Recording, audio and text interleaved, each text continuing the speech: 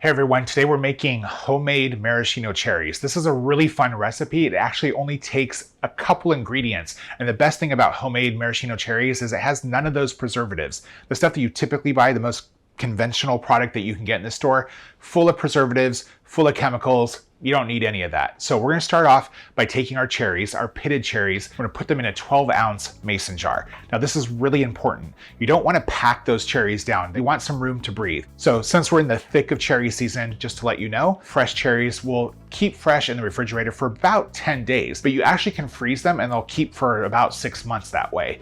The important part is, I recommend removing the pits before you freeze them. You don't have to. It's just gonna be a lot easier to use those cherries if they're frozen if you remove the pits first.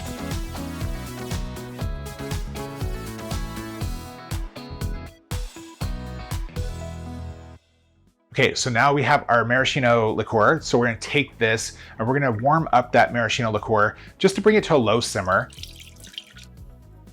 And after it comes to a low simmer, we're gonna take it and then carefully pour it into the jar with the cherries. That's why you wanna use a mason jar. You want something that can take the heat. So add that liqueur to the mason jar, fill it all the way up, stir those cherries around, make sure they all get covered in that warm liqueur, and then let the jar cool a little bit before you put the lid on it, and we're gonna put it in the refrigerator. And that's really all there is to making homemade maraschino cherries. What a great way to have a preservative-free, easy, fresh recipe right for you, right? So put them in the fridge.